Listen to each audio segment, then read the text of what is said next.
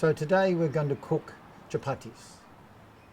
There's a great art. In Ayurveda we have the word lakshana, which means 1,000 different ways. We're not going to teach you 1,000 different ways, just one way, but with many ideas of how to cook the perfect, easy to digest, delicious chapati.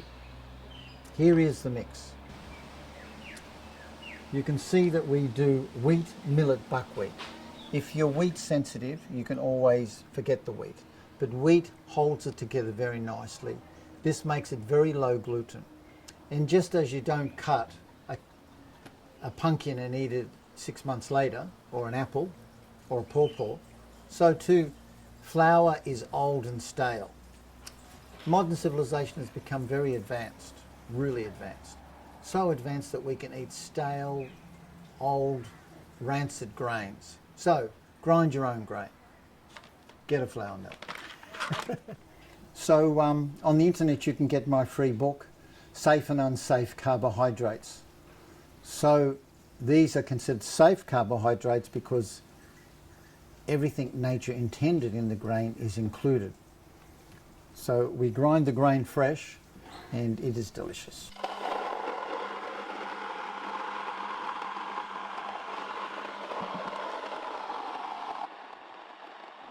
We're going to take a little detour at the moment, just a little detour, and just show you something which is fascinating. These are organic oats. So let's open up the packet. And so what it is there's the actual grain, the actual oat seed. And what we're going to do is, because we're going to roll your oats fresh. There's nothing sweet. Even organic oats are steamed at 600 degrees. It's called sterilization. You can see them coming out, freshly rolled oats. There they are. Okay, so now for mixing the chapatis. I'm sorry I'm not much for measurements. It's more spontaneous and qualities and like that. So there's the flour. And what you do is, yogurt is very important, because with yogurt it will last in the fridge for a week. With water, only 3 days. So yogurt's very, very good. Very nice. So just yogurt and salt, and we'll also add a bit of water. Salt is to taste. We use Ayurvedic sweet salt called Sandeva. Very nice. That was about, that was a couple of teaspoons. So then we'll mix it up and we'll put some water in and we'll get a nice dough going.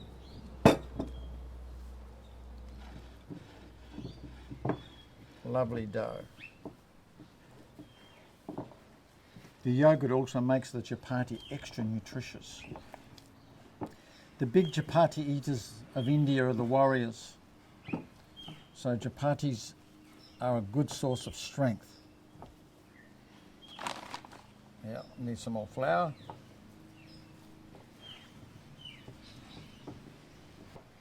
So this will last in the fridge for a week. And generally the dough is fairly soft. You don't want it too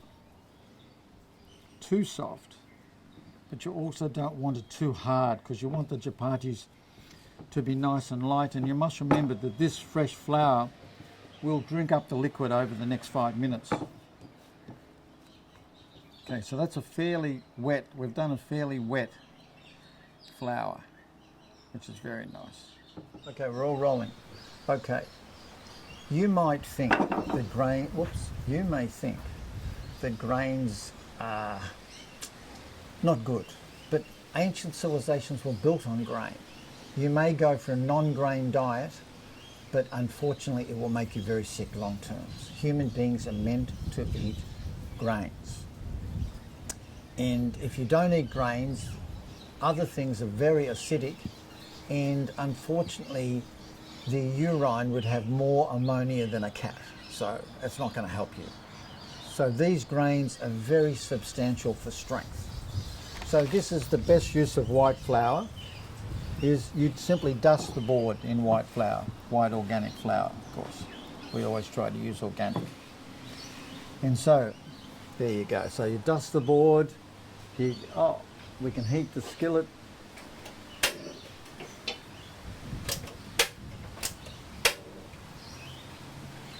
Get the skillet nice and hot, the Indian skillet.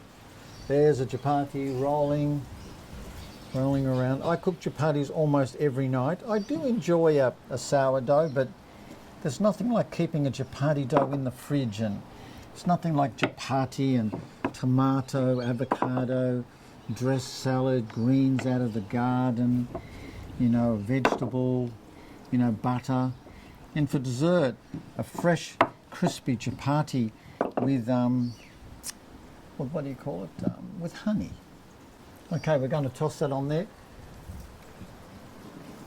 You can see that held together nicely. You can get these from Indian shop, these type of skillets. And of course, this is just heating up. So chapatis are very wonderful, and you have to remember that this is very low gluten. Allergies is simply something we couldn't digest. So this is making the yogurt, the salt, the breaking down the gluten, making it very small, makes it more digestible. The art is how to make them nice and puffy. That's about between 1 and a little bit extra thickness of a centimetre. Let's go over. And you can see how the little bubbles are forming. That's a very good sign. See the little bubbles? A gas stove is always better for chapatis. You can flip it a few times as you wish. You can see that that's developing. The wet dough, now the heat is reacting with the water in the dough, and that's why it's puffing up. Oh, you see that's nice? See a few little burns there? Lovely. Here you go. In India, they get a damp cloth and they press it down with a damp cloth. I do that sometimes. So now you put it straight onto the flame, and you see what happens with a bit of luck. I said a little bit of luck. Let's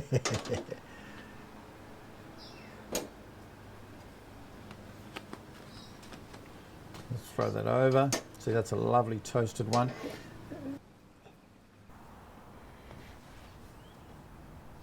Try another one.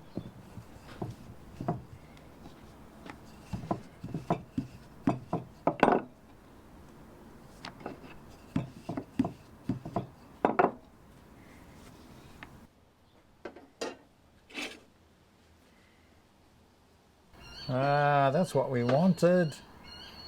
There you go. Do yours come up like that? So that's what I wanted to show you. So it's not easy. It took us 3 goes, and I've been cooking chapatis only for about 30 years.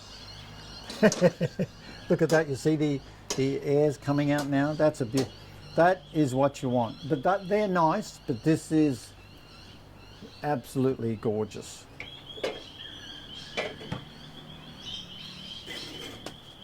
That's it.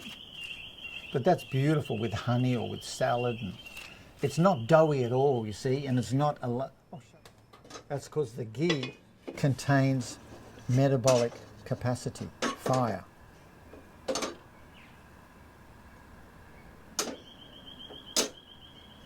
Let's develop a hole.